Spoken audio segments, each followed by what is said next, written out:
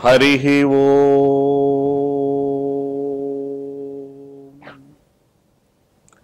शुक्लांबरधरं विष्णुं शशिवर्णं चतुर्भुजं प्रसन्नवदनं ध्यायेत् सर्वविघ्नोपशान्तये।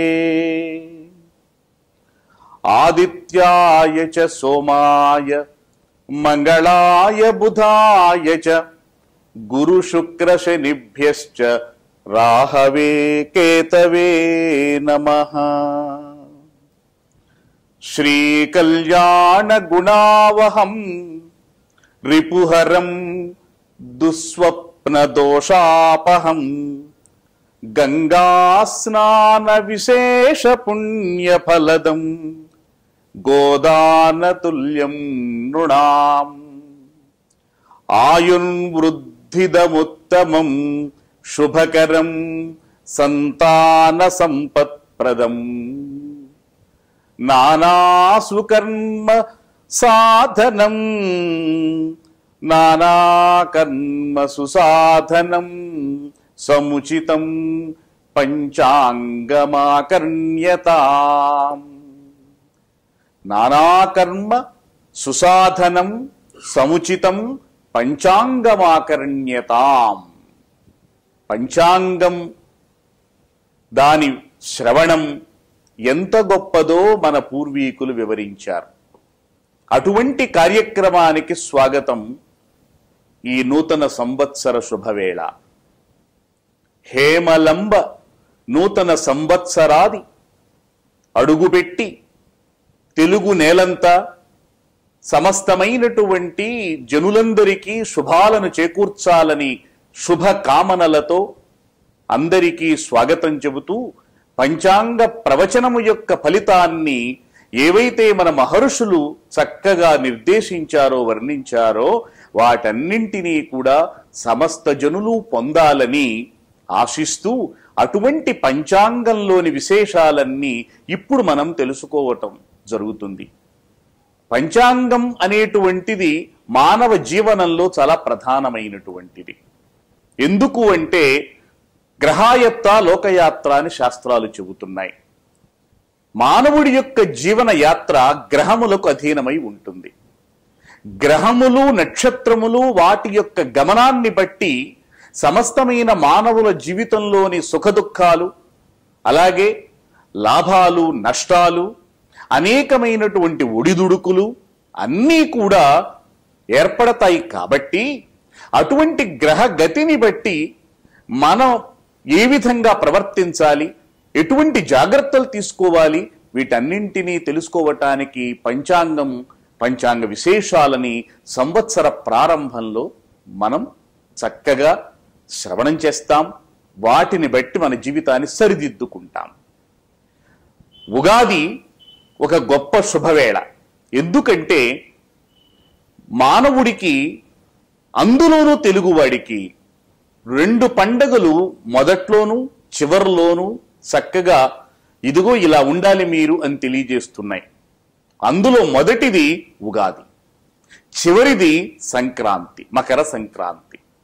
ఉగాదితో ప్రారంభమైన మన పండగలు అనేకం మధ్యలో వచ్చినా చివరలో మకర సంక్రాంతితో మనం ఒక తుదిగి లేకపోతే ఒక చక్కటి భరతవాక్యానికి వస్తాం.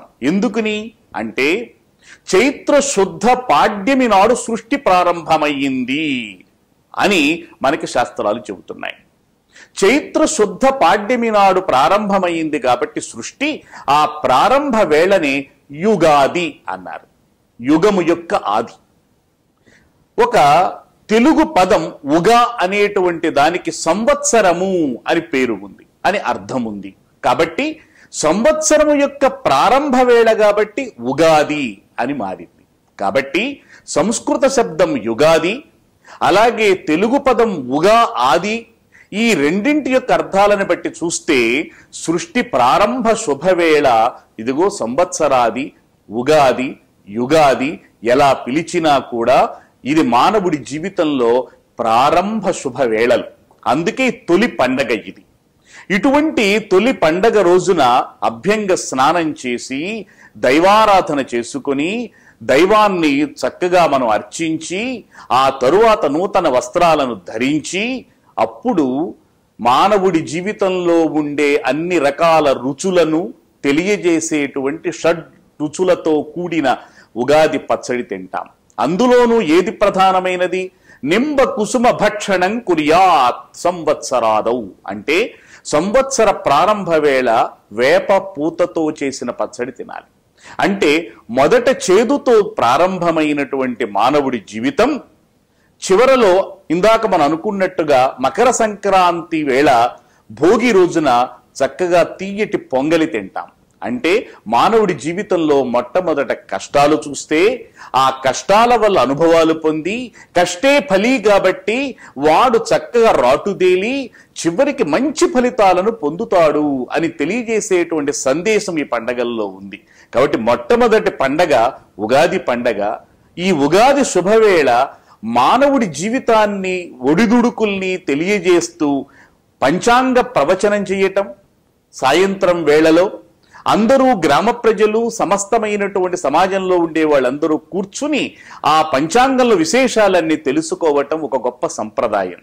పంచాంగం అంటే ఏమిటి అంటే పంచాంగం అంటే 5 అంగములు కలిగినది అని. తిథి, వార, నక్షత్ర, యోగ, కరణములు కలిగినటువంటివి.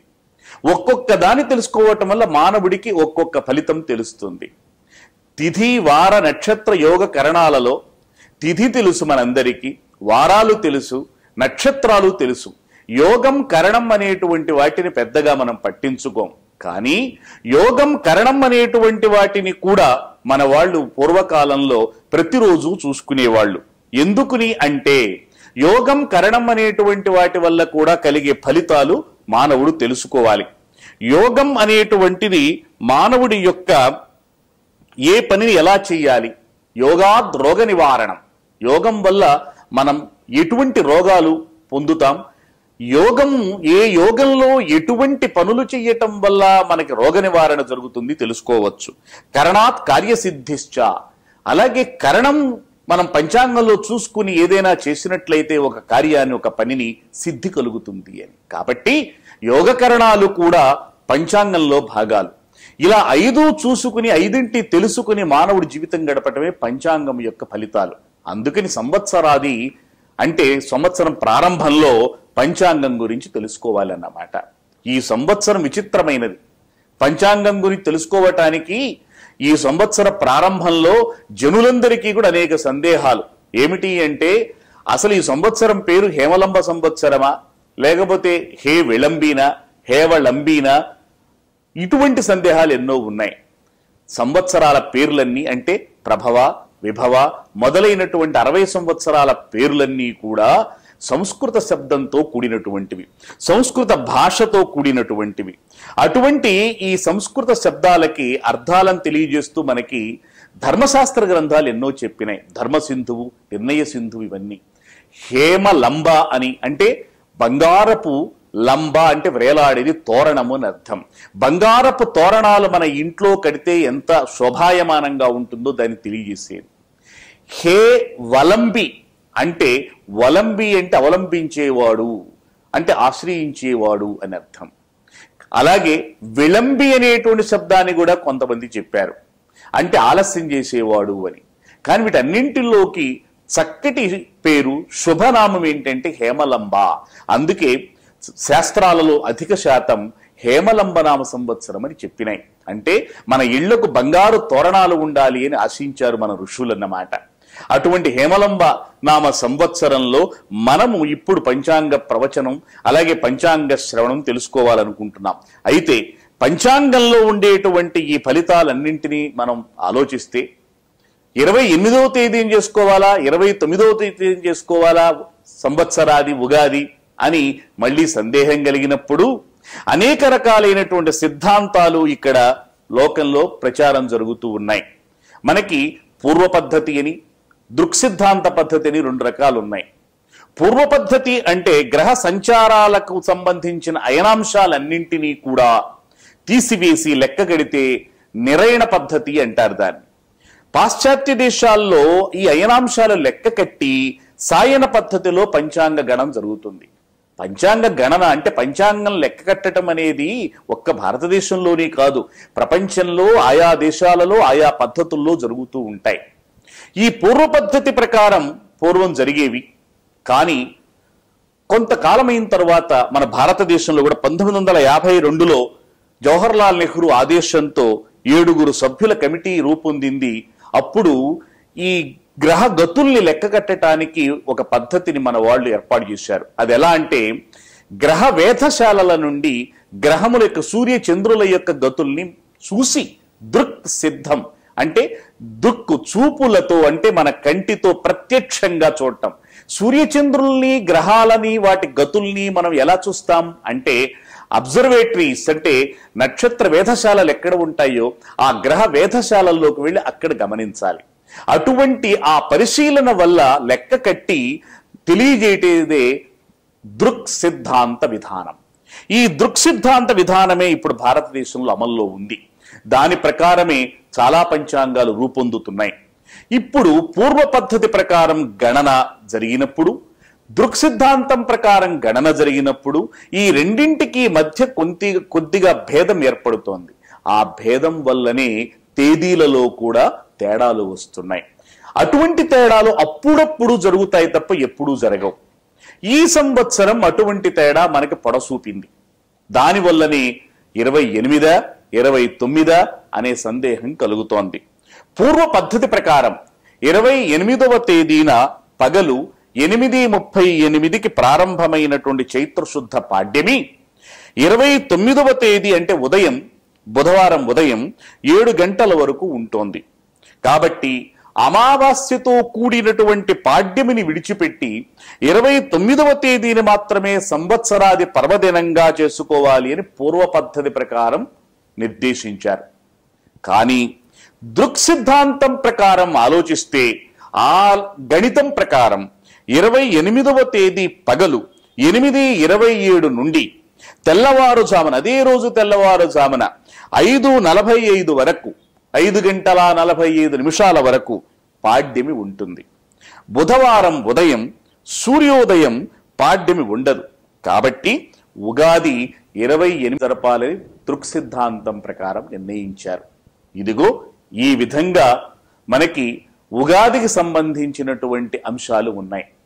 అయితే సంవత్సరాది ఎప్పుడు చేసుకున్నా మన సిద్ధాంతరార్థాంతాలు ఎలా ఉన్నప్పటికీ కూడా నూతన సంవత్సరం, హేమలంబనామ నూతన సంవత్సరం మంగళవారం నాడు అడుగుపెట్టింది. కాబట్టి ఈ సంవత్సరం రాజు కుజుడు అయ్యాడు.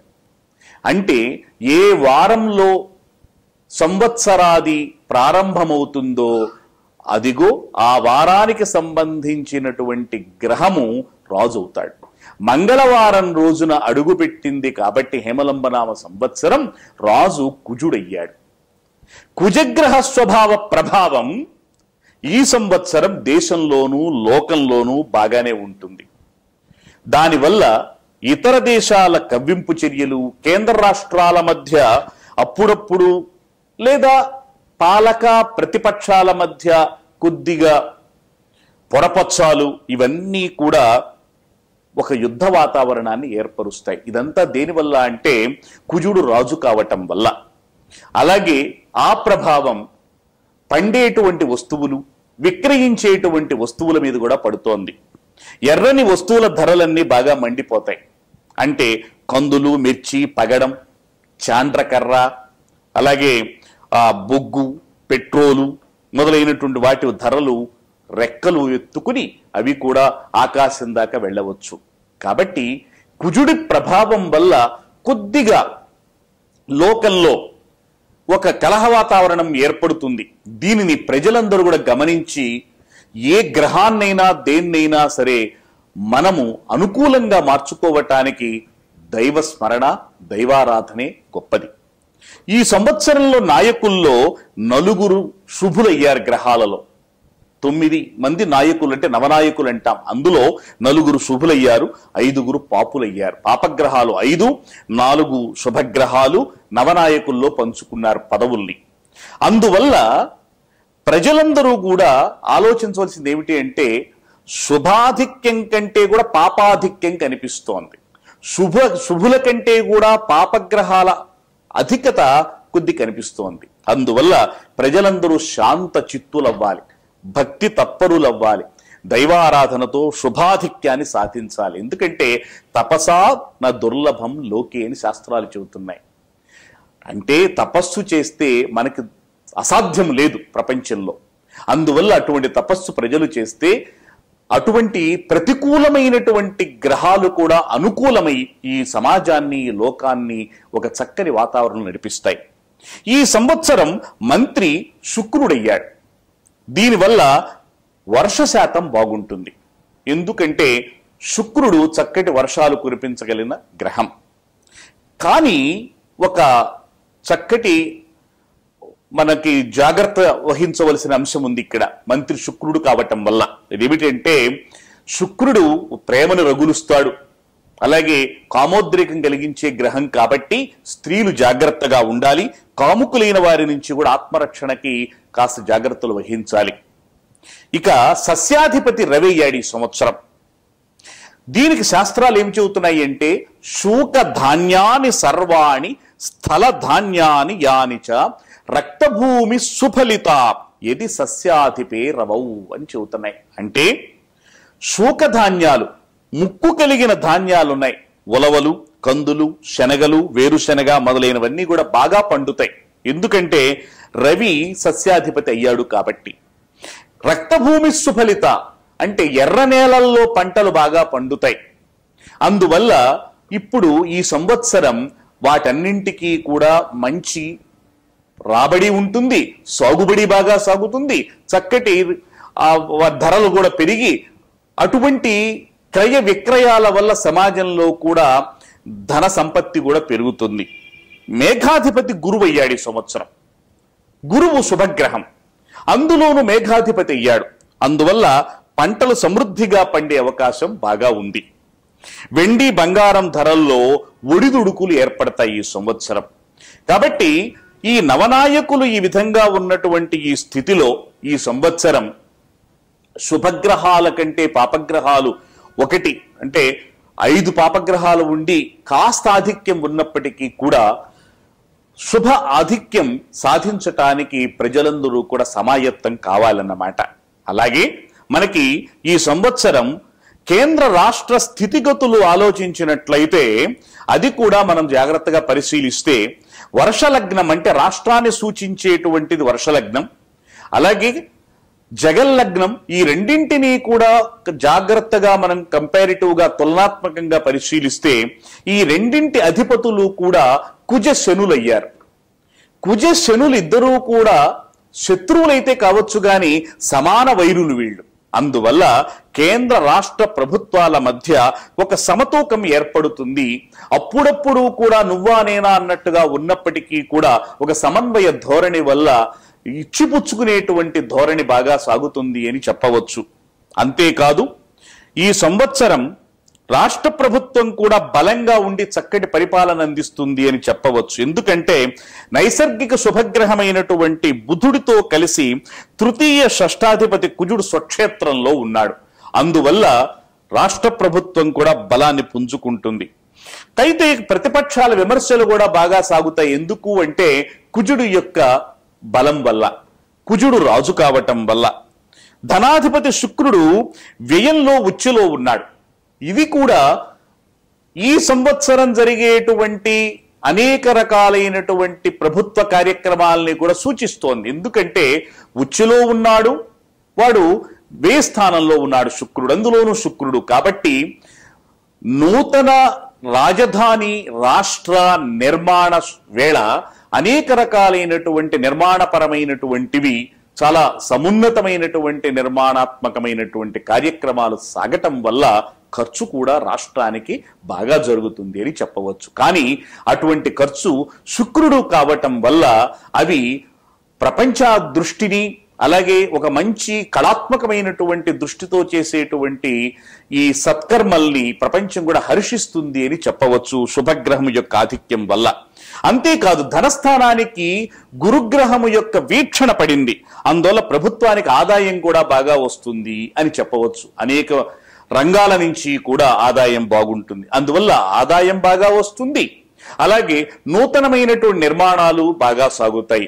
ఈ రెండింటినీ సమన్వయపరిచేటట్టుగా చక్కగా ఇక్కడ మంత్రిత్వం వల్ల కూడా సాగుతుంది అని చెప్పవచ్చు. అంతేకాదు కమ్యూనికేషన్స్ అంటే చక్కటి ప్రసార సాధనాలు అంటే టీవీ మొదలైనటువంటివి, విహార పర్యాటక రంగాలు, ఇవన్నీ కూడా విమానయాన శాఖలు, ఇవన్నీ కూడా జాగ్రత్తగానే పనిచేస్తాయి. కానీ కొన్ని అక్కడక్కడ అపశృతులు కూడా కనిపించే అవకాశాలు కనిపిస్తున్నాయి అన్నమాట. ఎందుకంటే తృతీయ స్థానాధిపతి శత్రుక్షేత్రంలో ఉండటం వల్ల, చతుర్థాధిపతి వ్యయస్థితి వల్ల కూడా పంచాయతీరాజ్, అలాగే మనకి మున్సిపాలిటీ, గృహ నిర్మాణ శాఖలు, గనులు, వ్యవసాయం, పాడి పరిశ్రమ, అలాగే విద్యా సంస్థలకి ప్రభుత్వం బాగా ఖర్చు పెట్టాల్సి వస్తుంది. అట్లాగే చలనచిత్ర నాటక రంగాలు, వినోదాలు, క్రీడా రంగాలు ఇవన్నీ కూడా పంచమాధిపతి పంచస్థితి, పంచమంలో రాహు ఉండటం వల్ల చలనచిత్ర రంగం కూడా చాలా బాగా అభివృద్ధిలోకి వస్తుంది అని చెప్పవచ్చు. అలాగే ఈ రంగాల్లో కూడా కొద్దిగా అవాంఛనీయమైన సంఘటనలు కూడా జరగవచ్చు, ఎందుకంటే రాహుగ్రహం ఉండటం వల్ల. అయినప్పటికీ కూడా శుక్రుడు బాగున్నాడు కాబట్టి చలనచిత్ర రంగంలో కూడా కొంతమంది ఒక ఉన్నతమైనటువంటి స్థితికి వెళతారు అని చెప్పవచ్చు. అయితే ఈ హేమలంబనామ సంవత్సర అబ్దాధిపతి రాహు అయ్యాడు కాబట్టి కొన్ని భూకంపాలకి అవకాశాలు ఉన్నాయి, అలాగే అప్పుడప్పుడు వరదలకి, అలాగే వ్యాపారాల్లో ఒడిదుడుకులకి బాగా అవకాశాలు ఉన్నాయి. ఏది ఏమైనప్పటికీ కూడా డిసెంబర్ 3 నుంచి 15 వరకు చక్కటి వర్షాలు పడతాయి. అలాగే చక్కటి వాతావరణాన్ని కూడా ఏర్పరచుకుని వ్యవసాయ రంగం కూడా ముందుకు సాగుతుంది. పసుపు, మిర్చి, చింతపండు, ఉప్పు, మిరియాలు మొదలైనటువంటి వాటి ధరలు పెరుగుతాయని చెప్పవచ్చు. ఏది ఏమైనా ఈ సంవత్సరం కలహ వాతావరణం కొద్దిగా ఉన్నప్పటికీ కూడా వాటన్నింటినీ పోగొట్టగలిగినటువంటి శక్తి ఒక్క భగవంతుడికే ఉంది. అయితే అటు రాజకీయ రంగంలోనూ పాలకపక్షంలో ఉండేటువంటి నాయకుల యొక్క స్థితిగతులు, గ్రహముల యొక్క సంపత్తి చాలా అనుకూలంగా ఉండటం వల్ల ప్రతిపక్ష నాయకుల నుంచి వచ్చేటువంటి అనేక ఒత్తిళ్లను తట్టుకుని వీళ్ళు ఒక క్రమశిక్షణతో కూడినటువంటి పరిపాలన చేయగలరు అంటానికి ఈ సంవత్సర అధిపతి కుజుడు చాలా బలవంతుడు కావటమే. అయితే ఇటువంటి పరిపాలన చేయటంలో ఎంత దక్షత ఉన్నప్పటికీ కూడా కలహ వాతావరణాన్ని మాత్రం మనం చవి చూస్తామన్నమాట. ఏది ఏమైనా శ్రీ వెంకటేశ్వరుని యొక్క అనుగ్రహం వల్ల ఆ వెంకటాచలాధిపతి సమస్తమైనటువంటి పాపాలను తొలగించి శుభాధిక్యాన్ని కలిగించి అన్ని రంగాలలో కూడా అద్భుతమైనటువంటి ఫలితాలను ఇవ్వగలడు. అంతేకాదు ఈ సంవత్సరం హేమలంబనామ సంవత్సరం కాబట్టి నిత్య కళ్యాణం, పచ్చతోరణంగా ప్రతి ఇంటా కూడా బంగారపు తోరణాలు కట్టేటువంటి సుఖశాంతులు ఏర్పడతాయి అని చెప్పవచ్చు. అంతేకాదు ఎక్కడైనా లోకంలో గ్రహచారం, అలాగే చంద్రుడి యొక్క గమనాన్ని బట్టి మనము గ్రహ గతుల్ని తెలుసుకుని మనకి సంబంధించినటువంటి ఫలితాలని మనం పూర్తిగా నిర్ణయించుకోలేం. కారణం ఏమిటి అంటే గోచార రీత్యా వచ్చేటువంటి ఫలితాలు చాలా తక్కువ. ప్రతి వ్యక్తికి కూడా వ్యక్తిగతంగా గ్రహ సంపత్తి ఉంటుంది, నవగ్రహాల యొక్క సంపత్తి ఉంటుంది. అది 75% మన జీవితం మీద ప్రభావం చూపిస్తే, ఇలా ప్రతి సంవత్సరము చంద్రుడి యొక్క, రవి యొక్క గతుల్ని బట్టి మనం చెప్పుకునే గోచార ఫలితాలు 25% ఉంటాయి. ఇలా అటు 75% మన వ్యక్తిగతమైనటువంటి జాతక ప్రభావాన్ని, ఇటు 25% రాశి యొక్క ఫలాలను, ఈ రెండింటినీ కూడా సమన్వయపరుచుకుని మనము పంచాంగం గురించి విశ్లేషణ చేసుకోవాలి. అట్లా ఈ సంవత్సరం గోచార రీత్యా ఒక్కొక్క రాశి వారికి ఎటువంటి ఫలితాలు కలుగుతాయి అనేటువంటి వాటిని మనం చూసినట్లయితే చాలా చక్కటి ఫలితాలే ఈ సంవత్సరం కలిగే సూచనలు కనిపిస్తున్నాయి. మేషరాశి వారు ఈ హేమలంబినామ సంవత్సరంలో అంటే అశ్విని నక్షత్రంలో 1, 2, 3, 4 పాదాల్లో జన్మించిన వాళ్ళు, భరణి నక్షత్రంలో 1, 2, 3, 4 పాదాల్లో జన్మించిన వాళ్ళు, కృత్తికా నక్షత్రంలో 1వ పాదంలో జన్మించిన వాళ్ళు మేషరాశిలోకి వస్తారు. వీరికి సంవత్సరం ఆదాయం 5, వ్యయం 5, రాజపూజ్యం 3, అవమానం 1. అంటే ఈ సంవత్సరం ఆదాయ వ్యయాలు వీరికి సమానంగా ఉన్నాయి. ఎంత ఆదాయం వస్తే అంత వ్యయం అయిపోతుంది. దీనికంటే ఒక మంచిది ఏమిటి అంటే శుభ ఫలితం రాజపూజ్యం 3, అవమానం 1. మనకి ధనము వచ్చినా పోయినా పర్వాలేదు కానీ మనిషికి సమాజంలో గౌరవం లభిస్తే మనకి డబ్బు ఉన్నా లేకపోయినా పట్టించుకోం. ఈ రాశి వారికి సంవత్సరం అదొక వరం. ఏమిటంటే రాజపూజ్యం 3 ఉంది, అవమానం 1. ముగ్గురు పొగిడితే ఒకడు తిడతాడు, ఒకడు తిడితే ముగ్గురు పొగుడుతారు. కాబట్టి ప్రశంసలు కాస్త ఎక్కువగా పొందుతారు. అదొక ఊరట. కాబట్టి మేషరాశి వారు ఈ సంవత్సరం చాలా చక్కటి ఫలితాలు పొందగలుగుతున్నారు. ఈ రాశి వాళ్ళకి గురువు అంటే గురుగ్రహం సంవత్సర ప్రారంభం నుండి సెప్టెంబర్ 12 వరకు కన్యారాశిలోను, ఆ తరువాత సంవత్సరం చివరి వరకు తులారాశిలోను సంచరిస్తాడు. అలాగే శని కూడా ఈ సంవత్సరం ప్రారంభం నుంచి జూన్ 19 వరకు ధనుస్సులోను, జూన్ 20 నుంచి అక్టోబర్ 25 వరకు వృశ్చికంలోను, ఆ తరువాత సంవత్సరం చివరి వరకు ధనుస్సులోను సంచరిస్తాడు. ఇవన్నీ పరిశీలించినట్టయితే ఈ సంవత్సరం వీళ్ళందరికీ కూడా చక్కగా భార్యాపుత్రులతోనూ, కుటుంబ సభ్యులతోనూ, స్నేహితులతోనూ విరోధము, అధికారులతో ద్వేషము ఇవన్నీ లేకుండగా చక్కగా మంచి ఫలితాలు పొందగలుగుతారు. కుటుంబ సభ్యులు, స్నేహితులతో వీళ్ళు ఉండగలుగుతారు.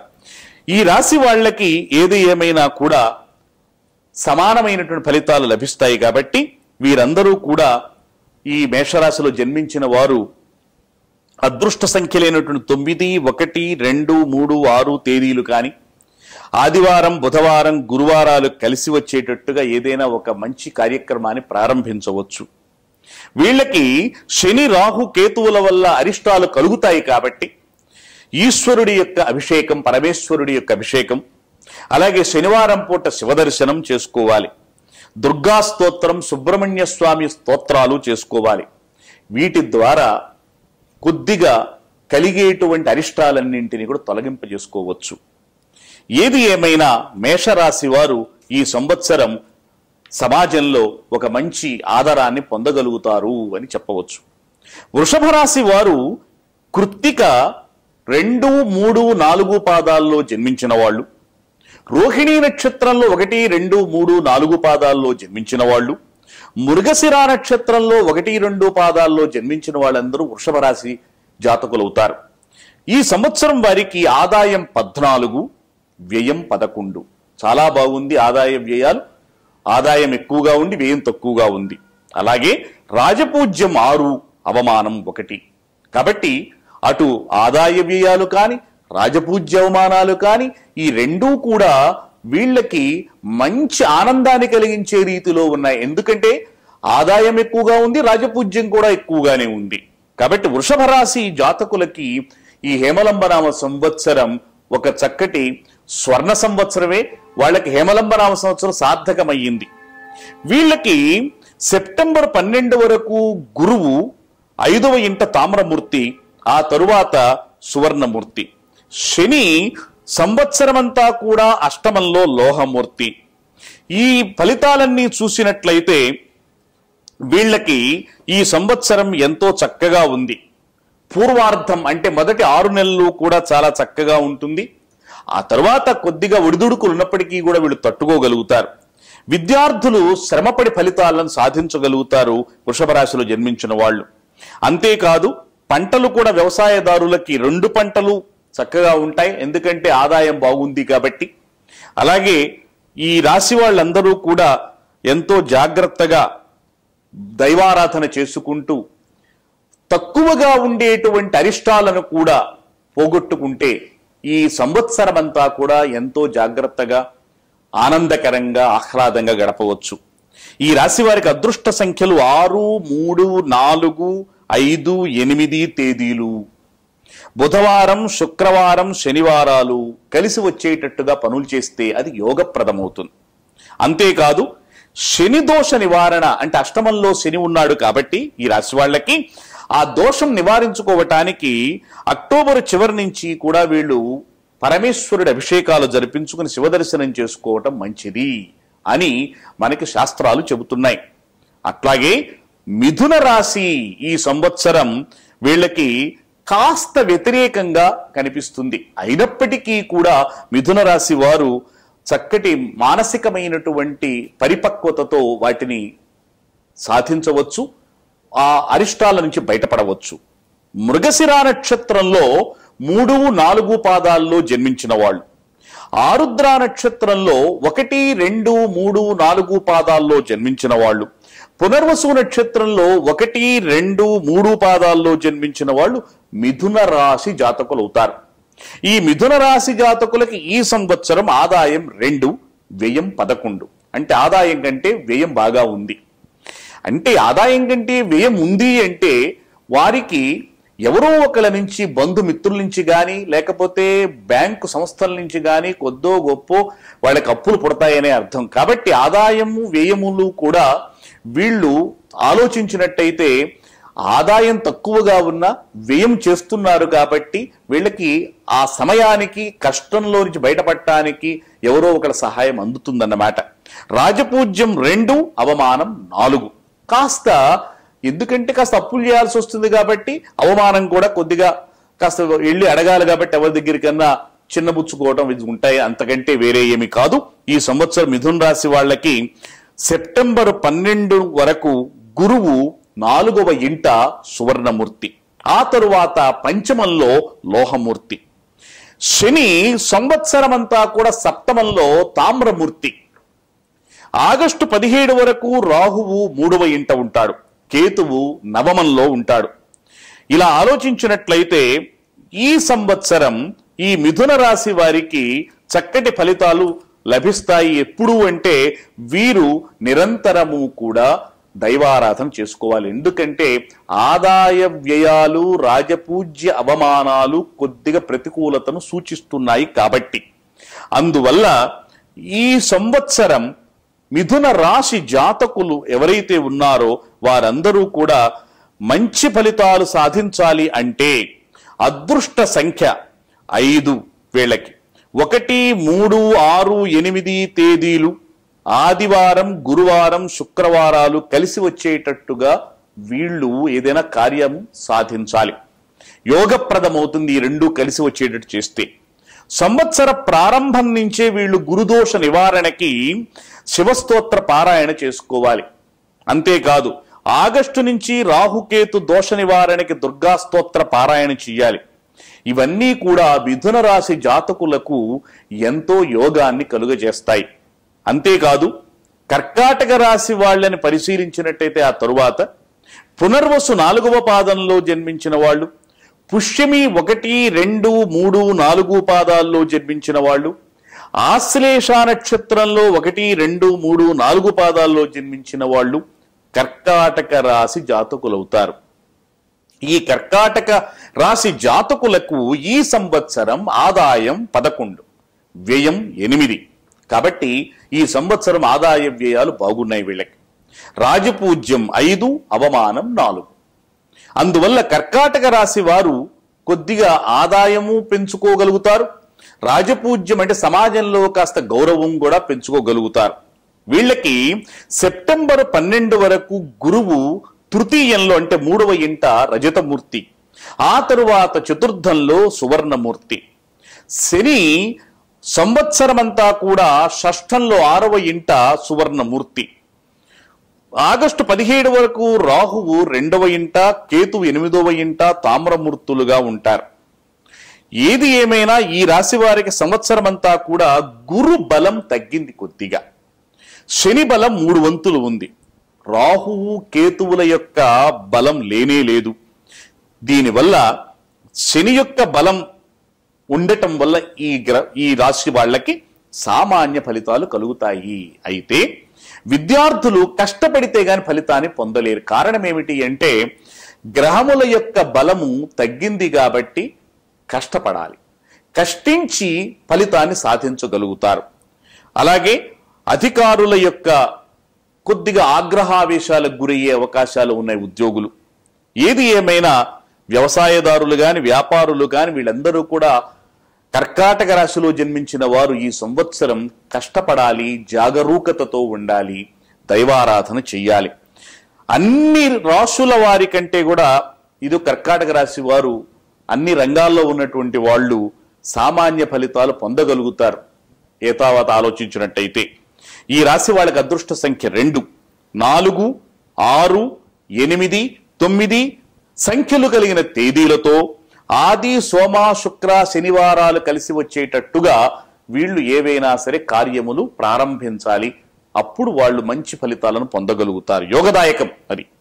ఈ రాశి వాళ్ళకి గురుదోష నివారణ కోసం సంవత్సరం అంతా కూడా మాస శివరాత్రి, ప్రతి మాసంలో శివరాత్రి వస్తుంది కాబట్టి అటువంటి ప్రతి మాసంలో వచ్చే శివరాత్రికి వీళ్ళు పరమేశ్వరుడికి అభిషేకం జరిపించి శివ ప్రీతి ద్వారా వీళ్ళు సత్ఫలితాలు పొందవచ్చు. రాహు కేతు దోష నివారణ కోసం సుబ్రహ్మణ్య స్వామి స్తోత్రాలు, దుర్గాదేవి ఆరాధనలు జరిపించుకోవచ్చు.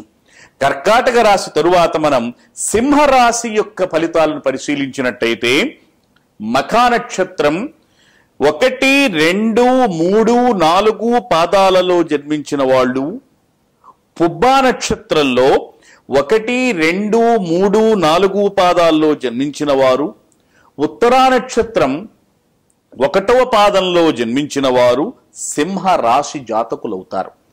సింహరాశిలో జన్మించినటువంటి వారు ఈ హేమలంబరామ సంవత్సరంలో ఆదాయం 14గా, వ్యయం 2గా ఫలితాలను పొందగలుగుతారు. అంటే సింహరాశి జాతకులకు ఈ సంవత్సరం ఆదాయం చాలా అధికంగా ఉంటుంది. అంటే వాళ్ళు పెట్టే ఖర్చు కంటే ఆదాయం బాగుంటుంది. లేదా వచ్చిన ఆదాయంతో దాచుకుని ఖర్చు తక్కువ పెట్టుకుంటారు. కాబట్టి సింహరాశి జాతకులకు ఈ సంవత్సరం ఆదాయం అలాగే ధనముని దాచుకోవటం అనేటువంటిది ఒక గొప్ప యోగాన్ని ఇస్తుంది.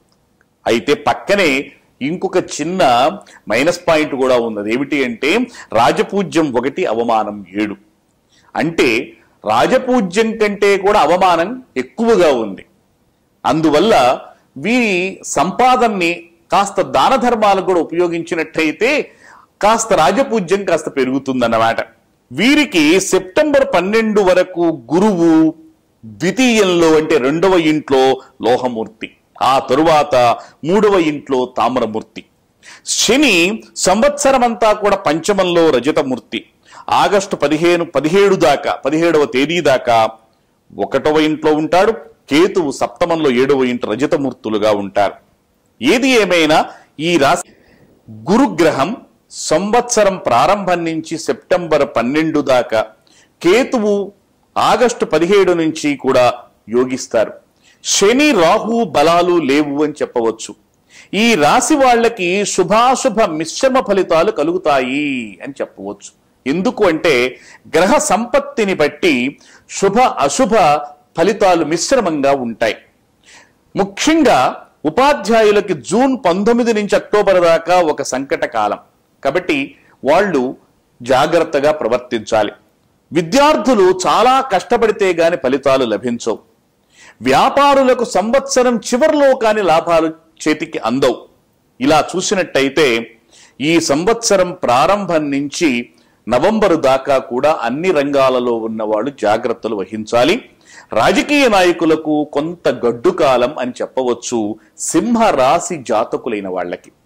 ఈ రాశి వాళ్ళకి అదృష్ట సంఖ్య 1, 3, 4, 5, 9 సంఖ్యలు కలిగిన తేదీలు, ఆదివారం, మంగళవారం, బుధవారం కలిసి వచ్చేటట్టుగా వీళ్ళు కనుక ఏదైనా కార్యములు ప్రారంభిస్తే ఇది యోగప్రదంగా ఉంటుంది. రాహుదోష నివారణకి ఈ సంవత్సరం అంతా కూడా దుర్గా స్తోత్ర పారాయణ చేయటం మంచిది. అలాగే సింహరాశి వాళ్ళకి అర్ధాష్టమ శని దోషం ఉంది. అంటే ఈ సంవత్సరం శని వాళ్ళకి చతుర్థంలో ఉండటం వల్ల అర్ధాష్టమ శని దోషం ఉంది. దీనికోసం వీరు శివారాధన చెయ్యాలి. స్త్రీలైతే శుక్రవారం పూట నియమాలు పాటించి దోషములను నివారింపజేసుకుని సత్ఫలితాలను పొందగలుగుతారు. ఏది ఏమైనా సింహరాశి వారు ఈ సంవత్సరము మిశ్రమ ఫలితాలను పొందుతారు. ఇక సింహరాశి తరువాత మనం పరిశీలించవలసింది కన్యారాశి. ఉత్తరా నక్షత్రం 2, 3, 4 పాదాల్లో జన్మించిన వారు, హస్తా నక్షత్రంలో 1, 2, 3, 4 పాదాల్లో జన్మించిన వారు, చిత్రా నక్షత్రంలో 1, 2 పాదాల్లో జన్మించిన వారు కన్యారాశి జాతకులవుతారు. ఈ కన్యారాశి జాతకులకి హేమలంబనామ సంవత్సరంలో ఆదాయం 2, వ్యయం 11. ఇది చాలా జాగ్రత్తగా ఆలోచించవలసిన విషయం. ఎందుకంటే ఆదాయం కంటే వ్యయం చాలా ఎక్కువ ఉంటుంది. రాజపూజ్యం 4, అవమానం 7. ఏది ఏమైనా కన్యారాశి జాతకుల యొక్క గ్రహ సంపత్తి ఈ గోచార రీత్యా పరిశీలించినట్లయితే వారికి జరుగుతున్నటువంటి వారి వ్యక్తిగత లగ్నము బట్టి, వారి యొక్క మహాదశ అంతర్దశల్ని బట్టి అక్కడ గనక చాలా బలమైన యోగములు ఉండి యోగదశ నడుస్తూ ఉంటే ఈ గోచార రీత్యా జరిగేటువంటి ఈ దశ వల్ల కలిగే ఈ గ్రహముల యొక్క ప్రతికూలత వల్ల జరిగేటువంటి అరిష్టములను కొద్దిగా దాటవచ్చు. అయితే దీనికి చక్కటి దైవారాధన కూడా చేసుకోవాలి. ఈ రాశి వాళ్ళకి ఆర్థిక, పుత్ర, దేహ పుష్టి మొదలైన అన్ని రకాల ఫలితాలకు కారకుడైన గురువు సంవత్సరం ప్రారంభం నుంచి సెప్టెంబర్ 12 దాకా జన్మరాశిలోను, ఆ తరువాత సంవత్సరం చివరి వరకు కుటుంబ స్థానంలోనూ సంచరిస్తాడు. శని సంవత్సరం ప్రారంభం నుంచి జూన్ 19 వరకు కూడా అర్ధాష్టమ స్థానంలో ఉంటాడు. ఇదంతా చూసినట్లయితే ఈ సంవత్సరం అంతా కూడా కన్యారాశి వాళ్ళకి కొద్దిగా గడ్డుగా ఉంటుంది. వీళ్ళకి మొత్తం సంవత్సరం మీద గురు, రాహు బలములు ఉండటం వల్ల జాగ్రత్తగా దైవారాధన చేస్తే ఫలితాలు చక్కటి అనుకూలమైన వాతావరణంలో పొందగలుగుతారు.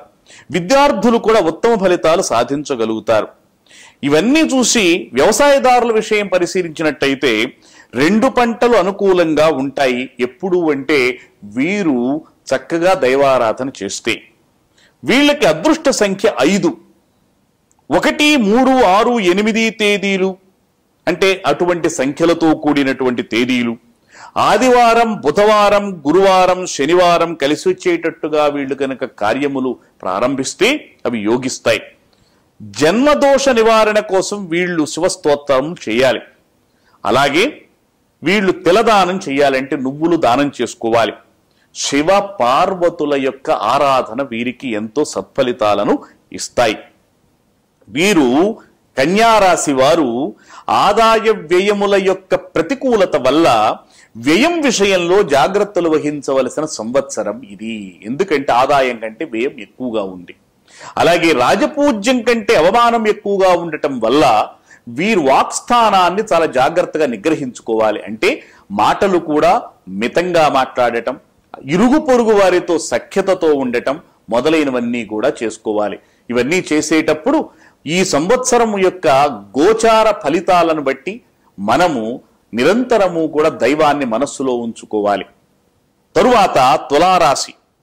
చిత్రా నక్షత్రంలో 3, 4 పాదాలు, స్వాతి నక్షత్రంలో 1, 2, 3, 4 పాదాలు, విశాఖ నక్షత్రంలో 1, 2, 3 పాదాలలో జన్మించిన వాళ్ళందరూ తులారాశి జాతకులు.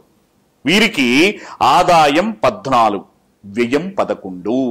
కాబట్టి ఆదాయం వ్యయం ఈ రెండూ కూడా పరిశీలించినట్లయితే వ్యయం కంటే ఆదాయం కొద్దిగా ఎక్కువగానే ఉంది. రాజపూజ్యం 7, అవమానం 7.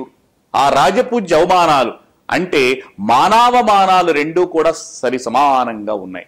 అందువల్ల ఒక సమాన స్థితిలో రెండింటినీ వీళ్ళు పాటించి అందరితోనూ స్నేహపూర్వకంగా ఉన్నట్లయితే అవమానాలు పెరగకుండా ఉంటాయి.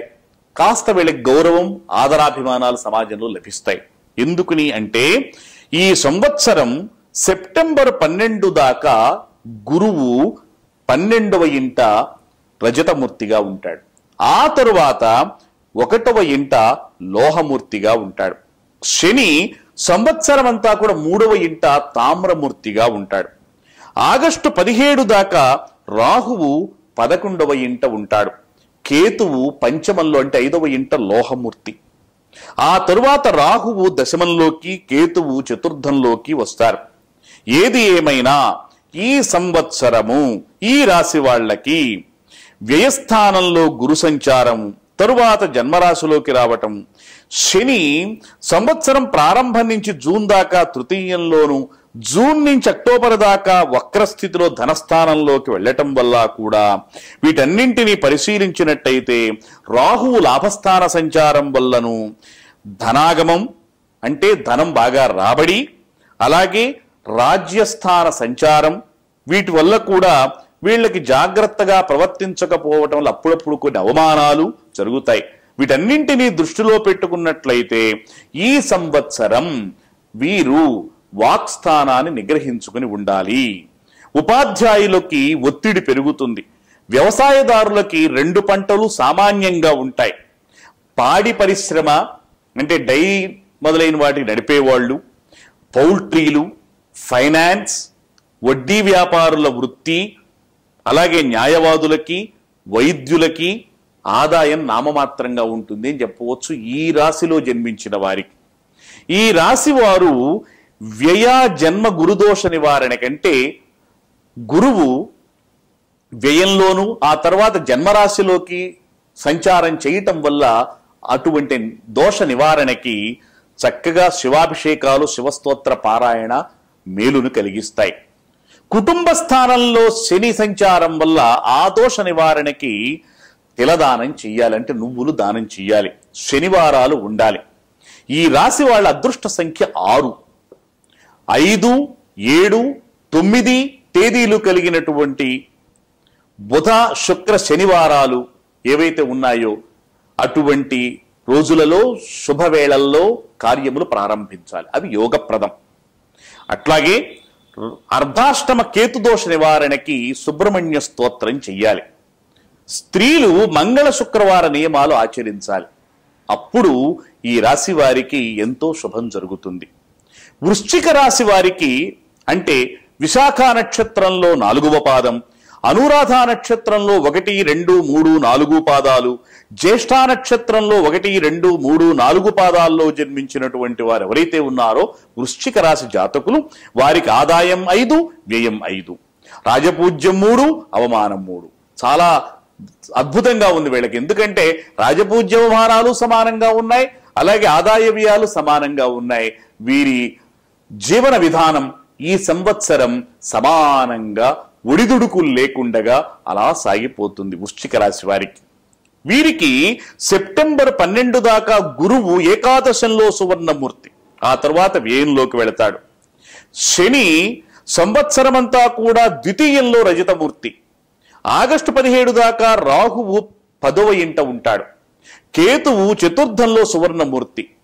తరువాత రాహువు 9లోకి, కేతువు 3వ స్థానంలోకి వెళ్తే లోహమూర్తులు అవుతారు. అందువల్ల ఏది ఏమైనా ఆలోచించినట్లయితే ఈ సంవత్సరము శని కుటుంబ స్థాన సంచారం వల్ల కాస్త ధనహాని, స్థానచలనాలు కలుగుతాయి. అంటే ఎక్కువగా ట్రాన్స్ఫర్లు అవుతూ ఉంటాయి ఉద్యోగస్తులకి. అలాగే ఇక్కడ రాహువు రాజ్యస్థాన సంచారం వల్ల పై అధికారులతో అప్పుడప్పుడు ఏవైనా మాటల్లో పొరపచ్చాలు వచ్చి తగవులు ఏర్పడవచ్చు, గౌరవం భంగపడవచ్చు. అందువల్ల ఇవన్నీ కూడా గ్రహముల సంచారాన్ని తెలుసుకోవటం వల్ల మనం జాగ్రత్తలు పడాలి. భాగ్యరాశి సంచారం వల్ల ధనలాభం కలుగుతుంది. అలాగే కేతువు ఈ సంవత్సరం యోగించడు. ఈ రాశి వాళ్ళకి ఏది ఏమైనా మిశ్రమ ఫలితాలు, అంటే అటు రాజపూజ్య అవమానాలు గాని ఆదాయ వ్యయాలు గాని మిశ్రమంగానే ఉంటాయి. సంవత్సర ప్రారంభంలో గురు బలం వల్ల కొంత బాగున్నప్పటికీ కూడా ఏలినాటి శని కుంగదీస్తుంది వీళ్ళకి. అందువల్ల శని ప్రభావం తట్టుకుని నిలబడాలి అంటే శనివారాలు ఉండాలి. శనికి చక్కటి శాంతి చేసుకోవాలి. శని గ్రహానికి శాంతి ద్వారా వీళ్ళు ఏలినాటి శని యొక్క దోషాన్ని పోగొట్టుకోగలుగుతారు. అదీ కాక ఏలినాటి శని కుంగదీయకుండా ఉండాలి, ఆరోగ్యం భంగం కాకుండా ఉండాలి అంటే వీరు చక్కగా తమ అదృష్ట సంఖ్య 9 కాబట్టి 1, 2, 3, 4 తేదీలు ఆది సోమ మంగళ గురువారాలు కలిసి వచ్చేటట్టు ఏవైనా ఒక మంచి కార్యాన్ని ప్రారంభించాలి. విద్యార్థులైనా, ఉద్యోగస్తులైనా, వ్యాపారవేత్తలైనా, లేకపోతే రాజకీయ రంగంలో ఉన్నవారైనా, సినీ రంగంలో ఉన్నవారైనా, ఎవరైనా సరే ఇదిగో 1, 2, 3, 4 తేదీలు ఆది సోమ మంగళ గురువారాలు కలిసి వచ్చేటట్టుగా ప్రారంభిస్తే వాళ్ళకి యోగప్రదమవుతుంది. ఈ రాశి వాళ్ళకి వ్యయంలో గురువు ఉన్న దోష నివారణ కోసం దత్తాత్రేయ స్తోత్రం చేసుకోవటం, శివస్తోత్రం చేసుకోవటం మంచిది. అలాగే ఏలినాటి శని దోష నివారణకి కూడా మందపల్లిలో గాని ఇతరత్రా శని క్షేత్రాలలో కాని శివాభిషేకాలు చేసుకుని తిలదానం అంటే నువ్వుల దానం చేసుకోవాలి. శివస్తోత్రం ఈ రాశి వారికి సంవత్సరము శ్రీరామ రక్షలవుతాయి. శనివార నియమాలు పాటించాలి. ఏది ఏమైనప్పటికీ కూడా దైవారాధన వల్ల ఎటువంటి గ్రహములనైనా కూడా మనకు అనుకూలంగా మనం ప్రసన్నులుగా చేసుకోవచ్చు. ధనురాశి వారి ఫలితాలు ఆలోచించినట్లయితే ఈ సంవత్సరం మూలా నక్షత్రంలో 1, 2, 3, 4 పాదాలు, పూర్వాషాఢ నక్షత్రంలో 1, 2, 3, 4 పాదాలు, ఉత్తరాషాఢ నక్షత్రంలో 1వ పాదంలో జన్మించిన వారందరూ ధనురాశి జాతకులు అవుతారు. ఆదాయం 8, వ్యయం 11. ఆదాయం కంటే కొద్దిగా వ్యయం పెరిగింది. రాజపూజ్యం 6, అవమానం 3. కాబట్టి ఆదాయం కంటే వ్యయం పెరిగినా రాజపూజ్యం అవమానం కంటే కాస్త ఎక్కువగా ఉంది. కాబట్టి ఈ సంవత్సరం ధనురాశి జాతకులకు ప్రశంసలు సమాజంలోనూ, అలాగే ఖర్చవుతోంది అనే బాధను బాగా మింగివేసి ఖర్చు వల్ల కలిగేటువంటి దుఃఖాన్ని కూడా తొలగింపచేయగలిగినటువంటి శక్తి రాజపూజ్యం వల్ల కలుగుతుంది. ఆదరాభిమానాలు సమాజంలో కాస్త ఎక్కువగా ఉంటాయి. వీరికి ఈ సంవత్సరం సెప్టెంబర్ 12 వరకు గురువు దశమంలో లోహమూర్తి, ఆ తరువాత ఏకాదశంలో సువర్ణమూర్తి. శని సంవత్సరమంతా కూడా జన్మరాశిలో సువర్ణమూర్తి. ఆగస్టు 15 దాకా రాహువు 9వ ఇంట ఉంటాడు, కేతువు తృతీయంలోనూ తామ్రమూర్తులుగా ఉంటారు. ఇట్లా ఆలోచించినట్లయితే విద్యా సంపత్ కరుడైనటువంటి, అంటే విద్యను, సంపదల్ని, సంతానాన్ని, సమస్త ఫలితాలని ఇవ్వగలిగిన గురువు ఉన్నాడే, గురుగ్రహం సంవత్సరం ప్రారంభం నుంచి సెప్టెంబర్ 12 వరకు కూడా రాజ్యస్థానంలో, ఆ తరువాత లాభంలోనూ సంచరిస్తున్నాడు. ఇది ఒక రకంగా ఈ ధనురాశి జాతకులకు సత్ఫలితాలను ఇస్తుంది. గురు బలము వాళ్ళకి ఎంతో రక్షణగా నిలబడుతుంది అని చెప్పవచ్చు. శని సంవత్సరం ప్రారంభం నుంచి జూన్ 19 దాకా జన్మరాశిలోను, ఆ తరువాత వక్రించి జూన్ 20 నుంచి అక్టోబర్ 25 దాకా వ్యయంలోను, ఆ అక్టోబర్ 26 నుంచి సంవత్సరం చివరి దాకా జన్మరాశిలోను ఇలా శని అటు ఇటు సంచరించటం వల్ల శని కొన్ని బాధలు కలిగించిన గురువు యొక్క బలం వల్ల వీరు దుఃఖాలన్నింటినీ కూడా ఆత్మ సంయమనంతో, దైవ భక్తితో వాటన్నింటినీ కూడా అధిగమించి వీళ్ళు సుఖశాంతుల్ని పొందగలుగుతారు ధనురాశి వారు. రాహు భాగ్యరాశి సంచార కాలంలో వీరికి కొద్దిగా దుఃఖాలు కలుగుతాయి. అందువల్ల ఈ రాశి వాళ్ళ అదృష్ట సంఖ్య 3 కాబట్టి 1, 2, 5, 9 సంఖ్యలు కలిగిన తేదీలతో ఆది బుధ గురువారాలు కలిసి వచ్చేటట్టుగా వీరు చక్కటి కార్యక్రమాలు ప్రారంభం చేసుకోవాలి. అంతేకాదు శని దోష నివారణ కూడా వీళ్ళకి చాలా ముఖ్యమైనది. ఈ రాశి ధనురాశి జాతకులు వీరు ఎక్కడైనా శని క్షేత్రాలకు వెళ్ళి అక్కడ శనైశ్చర గ్రహ ఆరాధన చేయాలి. తిలదానం అంటే నువ్వులు దానం చేసుకోవాలి. శనివార నియమాలు పాటించాలి. అన్నింటికంటే ముఖ్యమైనది శనైశ్చరుణ్ణి కూడా అరికట్టగలిగిన శక్తి కలిగినటువంటి ఆంజనేయ స్వామి ఆరాధన వీళ్ళు చేసుకోవాలి. రాహుకేతు నివారణకి సుబ్రహ్మణ్య ఆరాధన, స్తోత్రపారాయణలు, దుర్గాదేవి స్తోత్రపారాయణలు చేసుకోవాలి. మంగళవారం, శుక్రవారం నియమాలు పాటించి మేలును పొందగలుగుతారు వీరందరూ ధనురాశి జాతకులు. తరువాత మకర రాశి.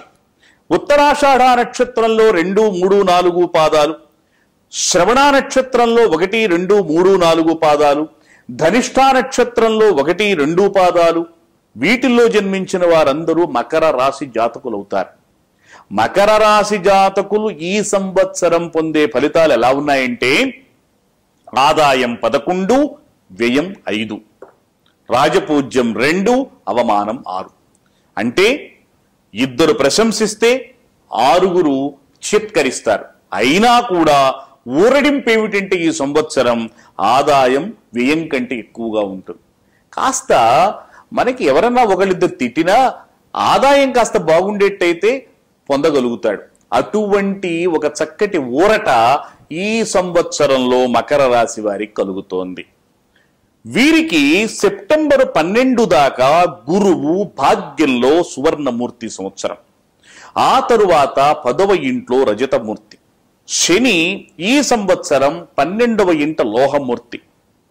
కాబట్టి గురువు యొక్క బలం మకర రాశి వారికి సంవత్సరం బాగుంది. శని వల్ల కలిగేటువంటి దుఃఖములు ఏవైతే ఉంటాయో వాటిని అధిగమించేటువంటి శక్తి కూడా వీళ్ళకి వస్తోందన్నమాట. గురువు భాగ్యంలో కొంతకాలం, ఆ తరువాత రాజ్యంలోకి సంచరించటం, శని వ్యయంలో ఉండి కొద్దిగా ఇబ్బందులు కలిగించి, అంటే ఖర్చుల రూపేణ అత్యధికమైన ఖర్చులు పెట్టించడం ద్వారా కలిగించినప్పటికీ కూడా వీళ్ళు తట్టుకోగలుగుతారు.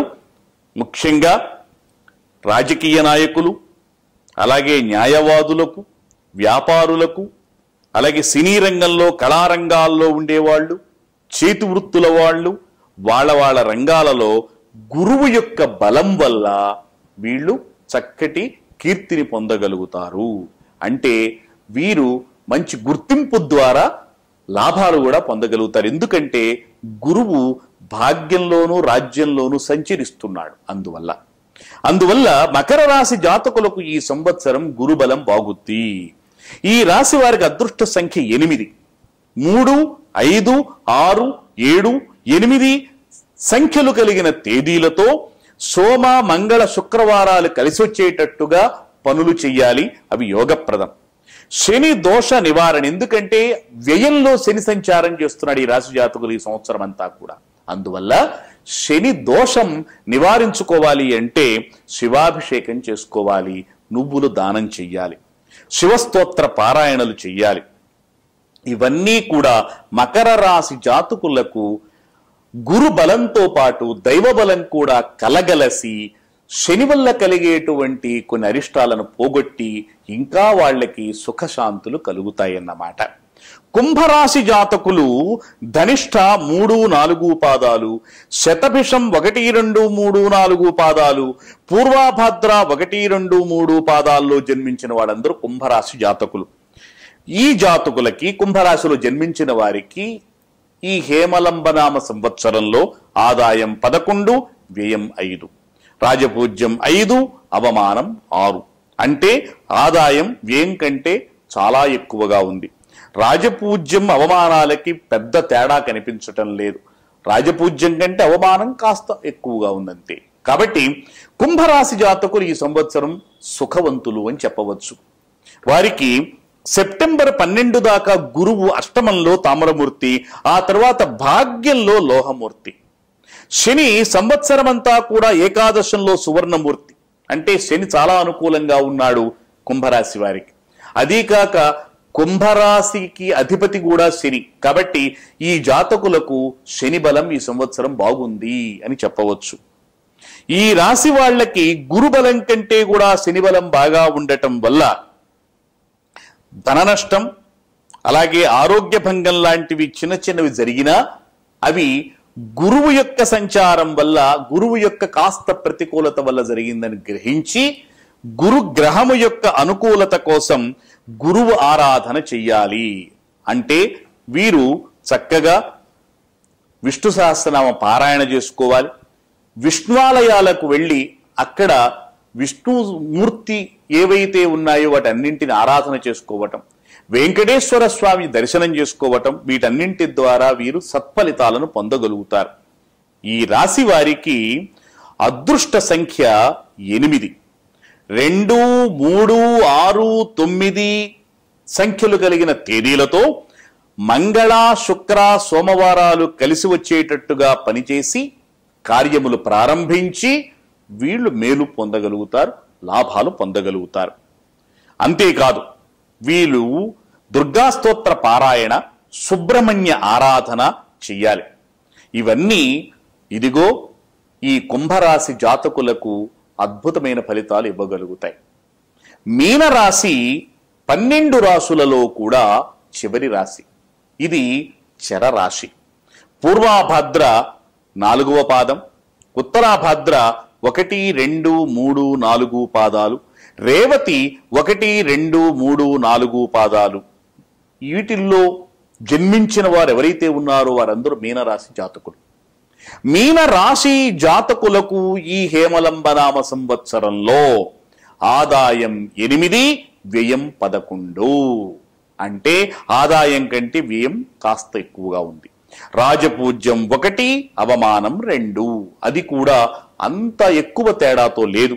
అందువల్ల మీనరాశి జాతకులు ఈ సంవత్సరము కొద్దిగా అవమానాల పాలైనా తట్టుకోవచ్చు, ఖర్చులు ఎక్కువైనా కూడా తట్టుకోవచ్చు. అటువంటి గ్రహస్థితి కనిపిస్తోంది.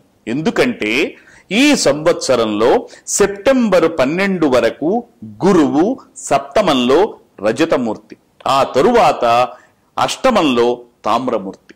శని సంవత్సరమంతా కూడా దశమంలో తామ్రమూర్తి.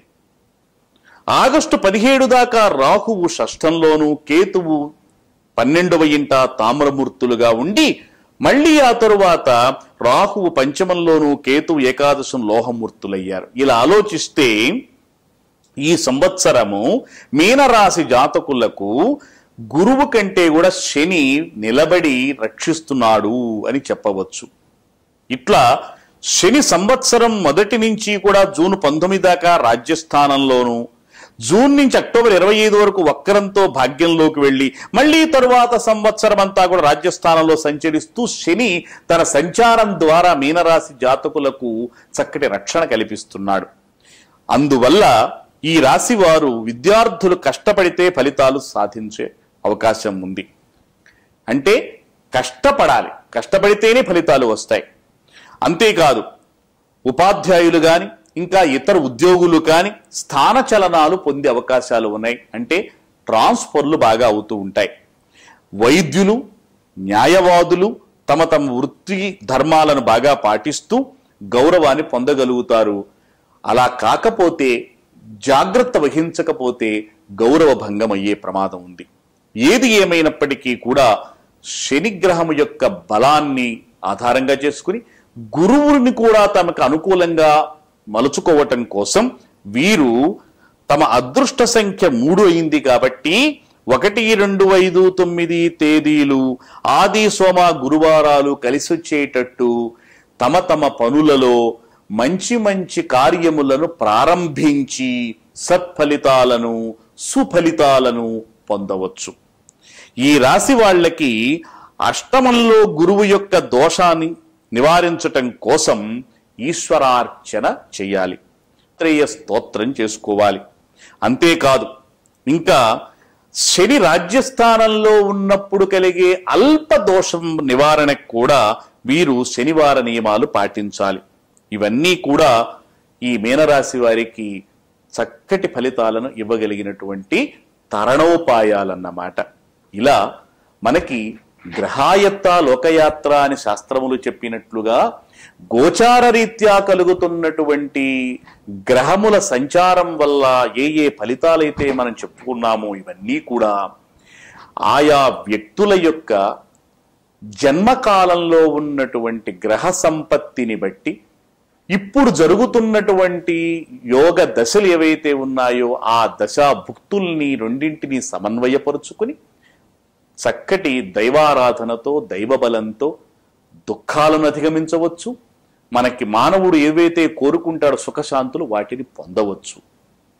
ఈ హేమలంబనామ సంవత్సరం మొత్తం మీద ఆలోచిస్తే అన్ని గ్రహముల యొక్క పరిస్థితులను, స్థితిగతులను చూసినట్టయితే ఆధిక్యంతో ఎన్నో మంచి ఫలితాలను ఇస్తాడు అని చెప్పవచ్చు. ఈ సంవత్సరం మరి చంద్రగ్రహణాలు కూడా 2 వస్తున్నాయి. ఈ 2 చంద్రగ్రహణాలు కూడా అవి ఇతర దేశాల్లో కనిపించటం వల్ల వాటి యొక్క ఫలితాలను కూడా ఈ ఈ దేశంలో ఉండేటువంటి వాళ్ళు పొందేటువంటి అవకాశం లేదు. అందువల్ల ఏది ఏమైనప్పటికీ కూడా సమస్త జనులు కూడా దైవారాధన చేసి హేమలంబనామ సంవత్సరము యొక్క సత్ఫలితాలను పొందెదరుగాక అని ఆశిద్దాము. దైవారాధన, గురువుల అనుగ్రహము ఇవే మానవుడికి శ్రీరామరక్ష.